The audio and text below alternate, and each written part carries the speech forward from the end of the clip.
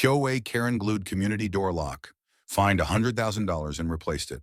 The key wouldn't turn. Sarah, a single mother of two, stood at the entrance of her apartment building, twisting her key in the lock until her fingers ached. It was 7 p.m. The sky bruised with twilight, and her kids were tugging at her coat, whining about dinner.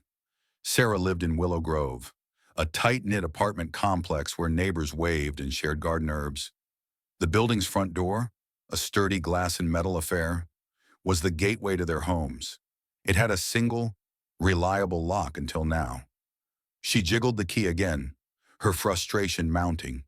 A sticky resistance mocked her efforts. She leaned closer, squinting. A thick, translucent goo oozed from the keyhole, glistening under the porch light. Glue. Someone had filled the lock with glue. Sarah's heart sank. Her kids, Mia and Ethan, were shivering in the autumn chill. She banged on the door, hoping a neighbor inside would hear. Nothing. She called the landlord, Mr. Patel, who arrived in minutes, his face creasing with worry as he inspected the lock. "This is deliberate," he muttered, scraping at the hardened adhesive with a pocket knife. Who would do this? The answer wasn't hard to guess. Karen Mitchell, the resident everyone whispered about, had been stirring trouble for months. A middle-aged woman with a sharp tongue and a permanent scowl. Karen had moved into Willow Grove a year ago and made it her mission to control everything. She'd complain about kids playing in the courtyard, demand the community garden be replanted to her liking, and once called the police on a neighbor for grilling on their balcony. Her latest obsession, the front door. She'd been vocal about outsiders using it, delivery drivers, guests, even maintenance workers claiming they were a security risk. At the last tenants' meeting, she'd stormed out after Mr. Patel refused her demand for a keypad lock only she could approve. By 8 p.m., a small crowd of residents had gathered.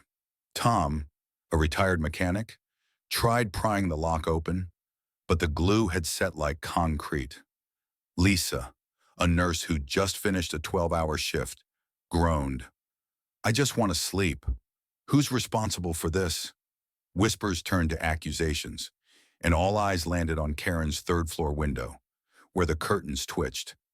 Sarah's phone buzzed with a group chat notification. Someone had posted a grainy security camera screenshot, Karen, at 2 a.m., hovering by the door with a small bottle in hand.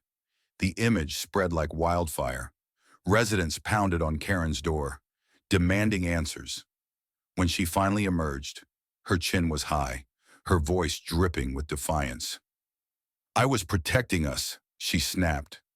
"You let anyone waltz in here, I fixed the problem." "Fixed," Sarah shouted, her exhaustion boiling over. "My kids are freezing out here because of you." The crowd's anger surged. Karen's eyes darted, but she doubled down. "You're all ungrateful. I'm the only one who cares about safety." The next morning, Mr. Patel called an emergency meeting in the courtyard. The lock was beyond repair, forcing residents to use the less secure back entrance. Packages were stolen, and tempers flared. Karen showed up, uninvited, and tried to justify herself.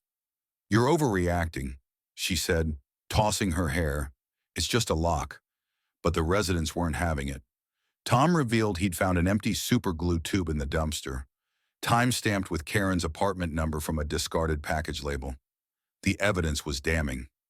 Then came the twist. Maria, a quiet elderly woman who rarely spoke, stepped forward. She held up her phone, trembling. "I saw her do it," she said, her voice cracking. "I was up late, looking out my window. Karen didn't just glue the lock, she laughed while doing it." Maria's video, shaky but clear, showed Karen squeezing glue into the keyhole, her face lit with a smug grin. The crowd gasped. This wasn't just sabotage, it was malice. The revelation shattered any sympathy Karen might have had. Residents demanded action. Mr. Patel, usually calm, was livid. "You've endangered everyone," he said. "This isn't your building to control." Karen's face paled, but she still tried to argue. claiming Maria's video was fake. No one believed her. The conflict exploded at a formal hearing with the Tenants Association.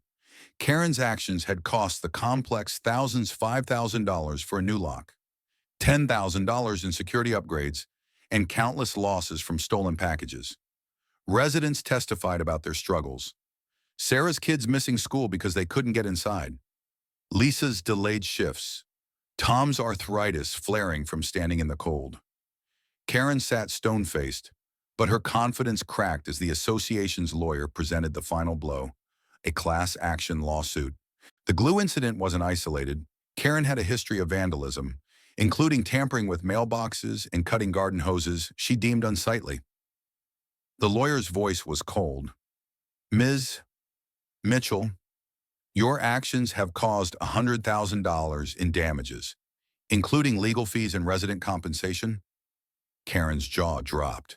She stammered, I don't have that kind of money, but the association was relentless. They'd uncovered her past similar stunts in other complexes, all ending in fines she'd dodged by moving.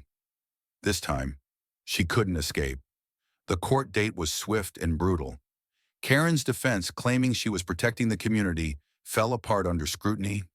The judge, unimpressed, ordered her to pay the full $100,000 plus court costs. Her savings were drained, her credit ruined. Worse, the association evicted her, citing lease violations. As movers hauled her belongings out, residents watched in silence. Karen, once so commanding, looked small and defeated, her voice barely a whisper as she muttered, You'll regret this. The new lock was installed the next day, gleaming and secure. Willow Grove felt lighter, as if a storm had passed. Sarah, Tom, and Lisa organized a community potluck to celebrate, and even Maria, usually reclusive, brought her famous empanadas.